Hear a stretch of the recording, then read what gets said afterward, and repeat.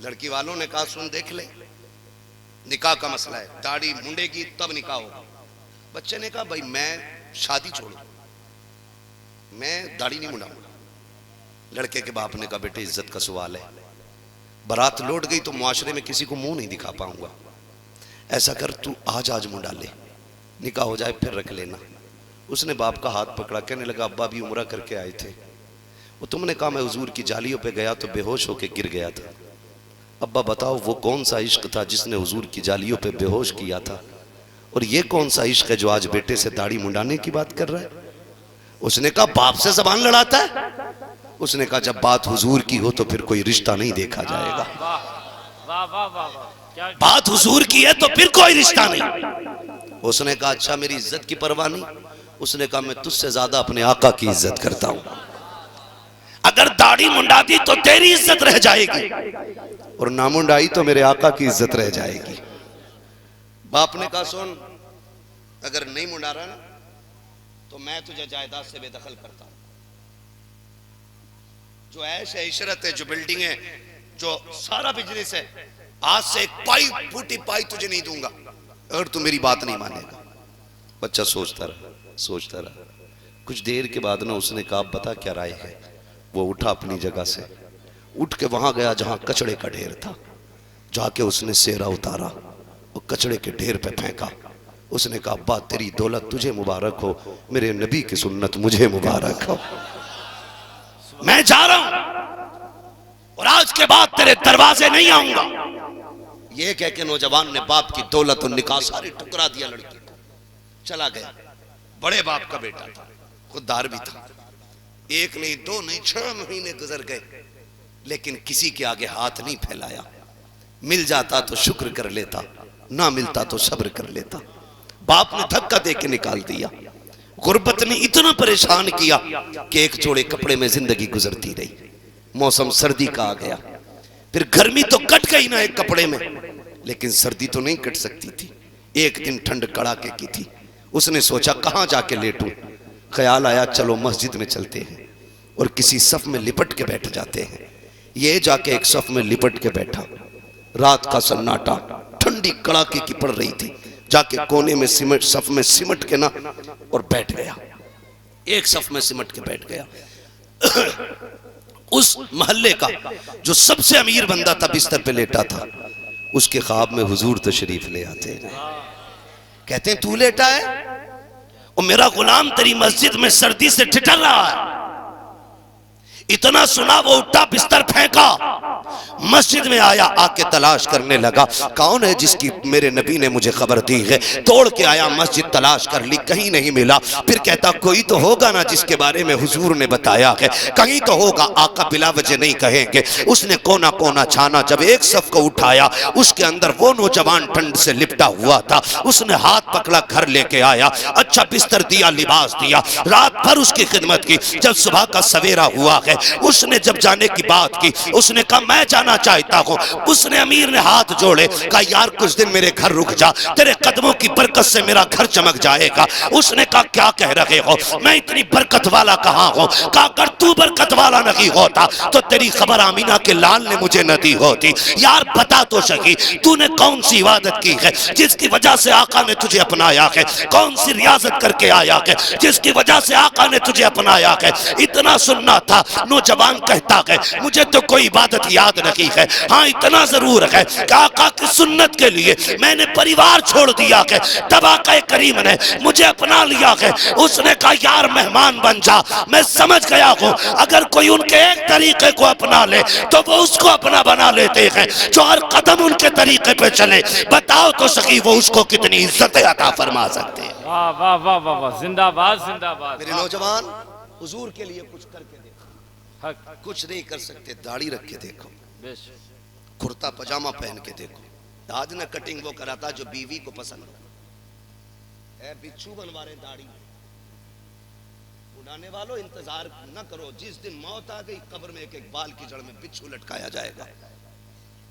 यहां बनाने की जरूरत नहीं, वहीं बहुत लटकने।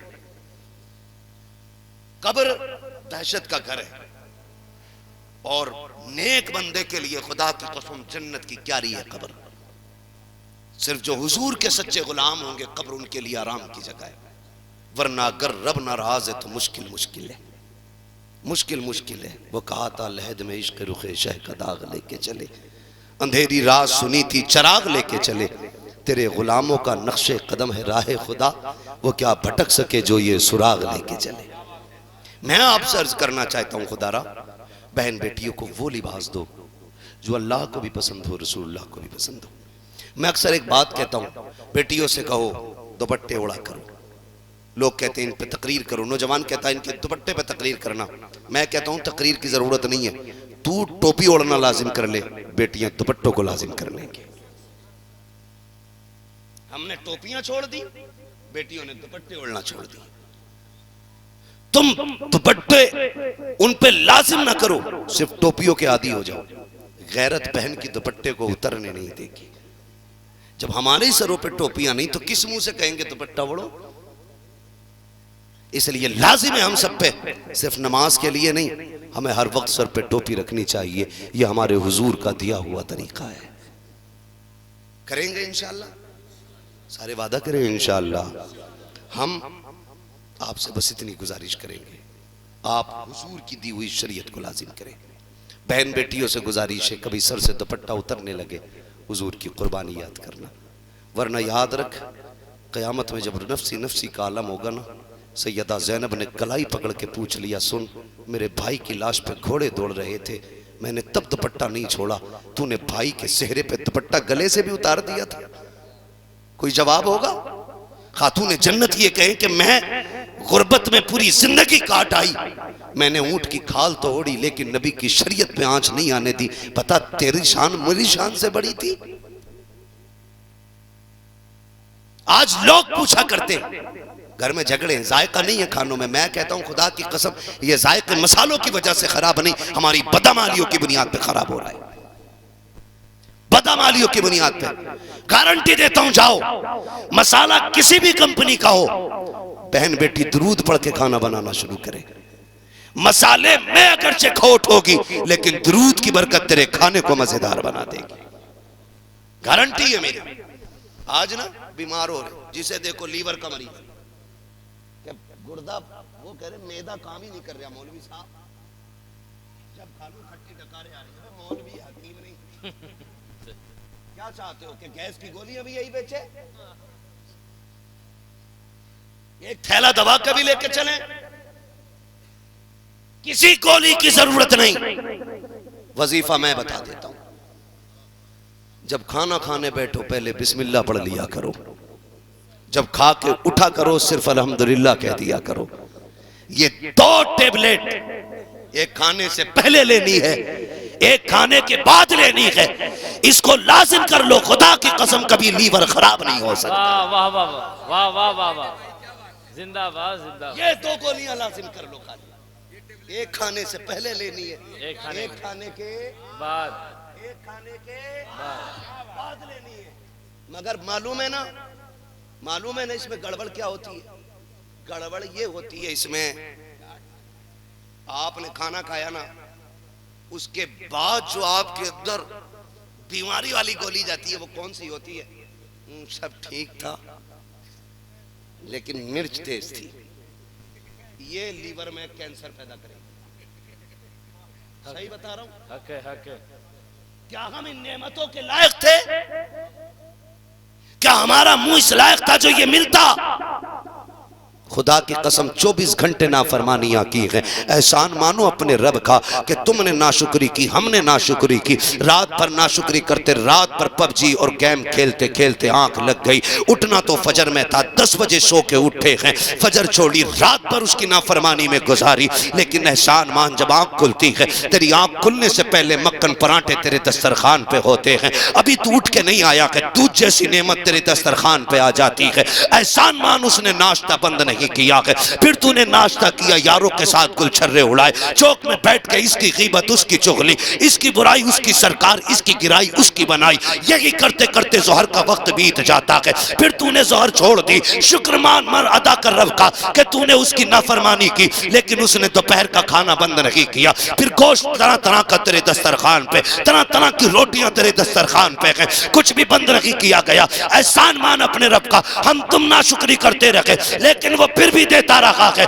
खुदा की कसम उसकी रहमतें आवाज दे के कहती है, तूने 40 साल नाफरमानी में गुजारे, 60 साल गुजार दिए हैं। सुन, हमारी रहमत से ना उम्मीद ना होना, आज भी वक्त पलट के आ जा। मैं तुझसे 40 साल के बदले में, गुनाहों के बदले में 40 साल रुलाऊंगा नहीं, 40 साल तड़पाऊंगा नहीं। आ, मैं तेरा रब हूं और इतना करीम हूं। 40 साल के गुनाह लेके आ, तू एक बार रो के दिखा दे, मैं तेरे सारे गुनाहों को धो के दिखा दूंगा।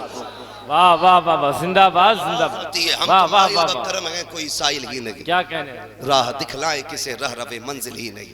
उठे उठते ही कह दिया नहीं, नमक खराब था, मिर्च अच्छी नहीं थी। वो बात ही रब को अच्छी न लगी।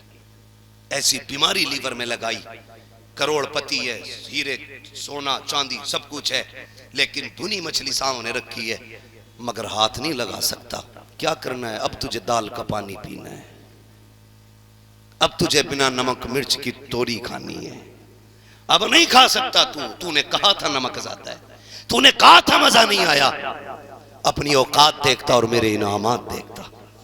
तू हर हाल में मेरा शुक्र अदा करता, मैं उनमें इजाफा कर देता, इजाफा कर देता। वो भाई लाजिम है 2 टेबलेटें लेनी है और इस वाले वायरस से परहेज करना है। ये जो खा के कहते थे मौज नहीं आई, मौज तो लोगों को तेरे 40वें की रोटी खा के आनी है। हाँ, इसलिए मेरे भाई अल्लाह की नेमतों का शुक्रिया अदा करो, नेमतों का शुक्रिया अदा करो। बलियावी साहब कबीला ने बड़ी अच्छी बात कही थी, जो तुम दावतों में खाना फेंक देते हो ना, अगर वही उठा करके किसी गरीब बच्ची के निकाह पे लगा दिया जाए तो साल भर के फेंके हुए खाने में गांव की चांद बच्चियों का निकाह हो जाएगा।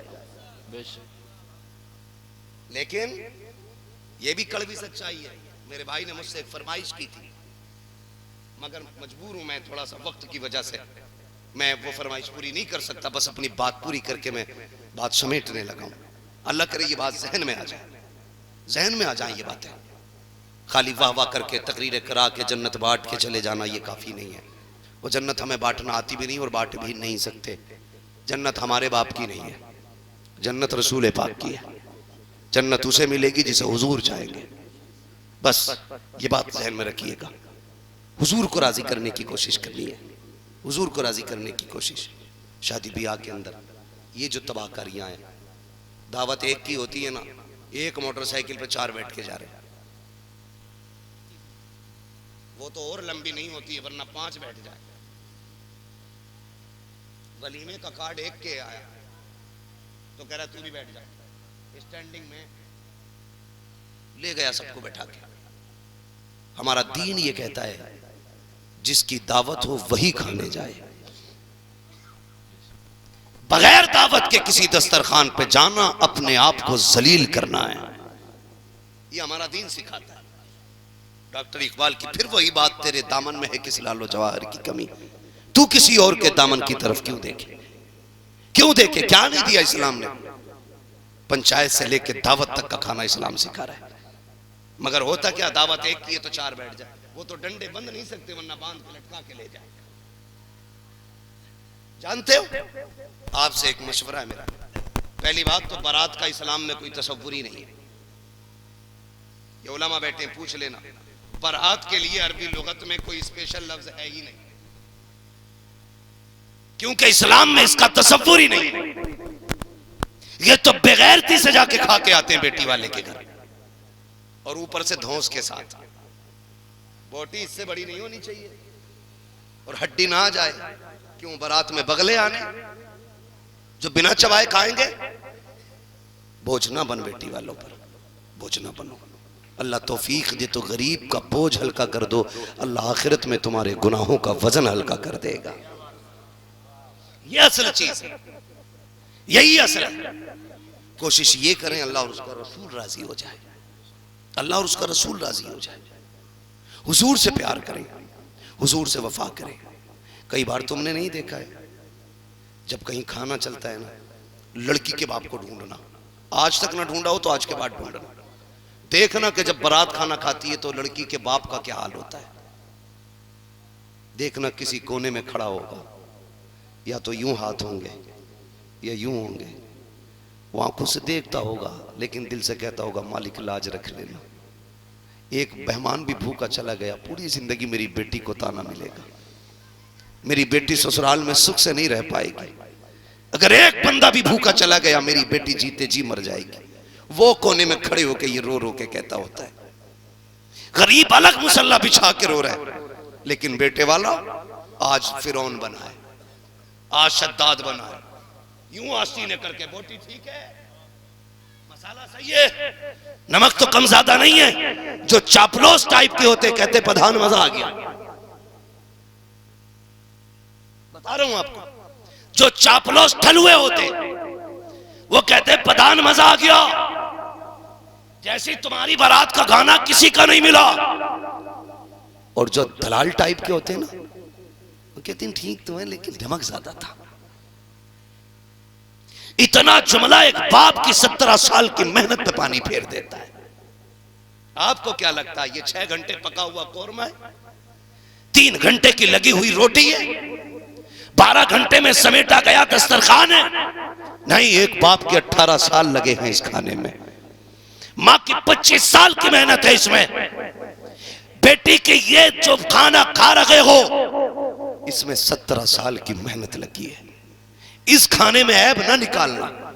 अगर आपसे कोई पूछे क्या था, नमक ज्यादा भी हो, कहना शुक्र रब का खाना बड़ा लजीज था, ये कह के 2 कदम आगे बढ़ा देना। अगर लड़की के बाप तुमसे पूछे कोई कमी तो नहीं थी, मुस्कुरा के कह देना आप थे तो क्या कमी थी, सब कुछ तो आपने रख दिया है। इतना कह के उसके दिल को खुश कर लेना। खुदा की कसम तेरा कुछ नहीं जाएगा। 2 जुमले तेरे गरीब की बेटी बाप को राजी करेंगे, बेटी का बाप मुस्कुराएगा, उधर तुझ पे देख करके खुदा की रहमतें मुस्कुराना शुरू हो जाएंगे। वाह वाह वाह, जिंदाबाद जिंदाबाद, वाह वाह वाह। ये रवैये इख्तियार करें, ये तरीके अपनाएं अपने। अल्लाह आपको सलामत रखे। जिंदगी भर ये देखें, हमें अपने मुआशरे को आसान करना है, सोखा करना है। अपने मुआशरे में बढ़ने वाली जितनी भी जाहिलाना रस्में हैं, इन्हें सारी की सारी खत्म करनी है। कोशिश ये करना है हमें कि किसी बाप पर बेटी के जहेज और उसके खाने का खर्च नाजायज न डाला जाए। करेंगे इंशाअल्लाह, बहन बेटियों से भी मेरी गुजारिश है, तुम ससुराल जाती हो, अभी 5 मिनट बाकी है, मैं बात पूरी कर ले रहा हूं। ससुराल जाती हो ना, तो आप जाकर के ससुराल में जो रवैया इख्तियार करती हैं, उसमें मैं समझता हूं सबसे पहले बाप का हाथ होता है। गाड़ी में बैठने जा रही है, रो रही है, तो कान में आके कह रहा है डर मत, चाबी गाड़ी में लगी रहती है, तुझे तो पता ही है, खाली फोन कर दिए फौरन कलू आ जाए, 2 मिनट में सही कर देगा सबको। मैं कहता हूं नवाब साहब, बड़े बड़े बादशाहों से बेटियां नहीं पली, तुम्हारी औकात क्या है? सिर्फ शौहर का दम होता है जो बीवी पाल लेता है, वरना तुम्हारे जैसे अथू नथू खां से बेटियां नहीं पलती। तू जो कह रहा है ये संभाल लेगा, आके तू संभाल नहीं, बिगाड़ रहा है, बिगाड़ रहा है। क्या डरिए मत। अब बाप ने चाबी तो बम की पहले ही खींच ली थी, फटना बाकी था। ससुराल आई बहू बेटी, सास ने कहा बहू फजर हो गई, उठी नहीं, तो छूटते ही क्या कहती है, अपना काम करो, और ज्यादा बोली तो समझ लेना अब ये बम फट गया। अब या तो डरो और या फिर घर छोड़ के निकल लो। खुदारा मैं आपसे कहूं, बेटियों को वो तालीम देकर रुखसत करना जो मेरे नबी ने अपनी बेटी को तालीम देकर रुखसत किया था। हम में से किसी की बेटी खातून जन्नत के कदमों से लगने वाली खाक के जर्रे के बराबर नहीं, लेकिन मेरा नबी बेटी के कान में क्या कहता है, फातिमा अब तक इजाजतें मुझसे लेती रही थी, आज के बाद सारी इजाजतें मेरे अली से लेते रहना है। अब तक हम तुम्हारे मालिक थे, आज के बाद अली तुम्हारे मालिक है। मेरी बेटी अली की मर्जी के बगैर कोई काम ना करना। ये कौन कह रहा है? ये वो कह रहा है जो कायनात का मालिक बन के आया है और अमल करके भी दिखाया। एक दिन हुजूर को बेटी की याद आई, लेने आ गए। सुनना बहुत गौर से, मेरी बहनें सुनो, अल्लाह करे ये बात दिल में उतर जाए। लेने आ गए हुजूर बेटी को, दरवाजे पे आए, कौन? अना मोहम्मद रसूलुल्लाह। बेटी तुम्हारे अब्बू आए। कहती है अब्बा आ जाइए, दरवाजा खुला है, हुजूर तशरीफ लाए। दाएं बाएं देखा, बेटी अली नजर नहीं आ रहे। अब्बा जी अभी बाहर चले गए। कहा बेटी मैं तुम्हें लेने आया था। कहा अब्बा चल तो लूं, लेकिन अभी अली घर पे नहीं है। तो हुजूर जानते क्या फरमाया मेरे नबी ने? फरमाया कोई बात नहीं बेटी, मैं इंतजार कर लेता हूं, जब अली आ जाएंगे तभी हम तुम्हें लेके जाएंगे। क्या कहना? ये भी तो कह सकता था ना मेरा नबी कि मैं अली का भी मालिक हूं, तेरा भी मालिक हूं, मैं कायनात का मालिक हूं। लेकिन नहीं बेटी, मैं कोने में बैठ जाता हूं। हुजूर एक कोने में बैठ गए। थोड़ी देर गुजरी ना हजरत अली आ गए। पहला कदम रखा, लंबी सांस ली। खातून जन्नत ने देखा अली खैर है? तो आप क्या कहते हैं फातिमा, क्या हुजूर आए थे? काली कैसे पता? कहा आंगन की खुशबू बता रही है कि मेरे नबी ने यहां कदम रखा है। सुभान अल्लाह, खुशबू बता रही है कि मेरे नबी यहां आए हैं। खातून जन्नत मुस्कुराई, कहने लगी हुजूर बैठे हैं। किधर है? कहा वो बैठे हुए हैं। तोड़ करके गए, दो जानू बैठ गए। महबूब मेरे माँ बाप कुर्बान हो जाए। सरकार कैसे आना हुआ? कहा अली आज बेटी को लेने आया था, दिल नहीं लग रहा था, 3 दिन हो गए, अली इजाजत दे तो मैं बेटी को लेके चला जाऊं। चीख निकल गई हजरत अली की, आका इंतजार क्यों किया? कहा अली तेरी इजाजत का इंतजार था, तुम आओगे इजाजत दोगे तब हम बेटी को लेके जाएंगे। हजरत अली ने कदम पकड़ के कहा था महबूब आप मेरे भी मालिक हैं, फातिमा के भी मालिक हैं, कभी आपको पूछने की जरूरत। मेरे आका ने कहा था अली बेशक मैं फातिमा को ले जाता, लेकिन तेरी इजाजत के बगैर अगर आज ले जाता तो ये बेटियों के लिए दलील बन जाता। बाप के कहने पे शोहर के बगैर वो चली जाती। आज मैं तेरी इजाजत से ले जाके बता रहा हूं कयामत तक कोई भी बेटी शोहर की मर्जी के बगैर उसका घर छोड़ के नहीं जा सकती। नारे तकबीर, नारे रिसालत,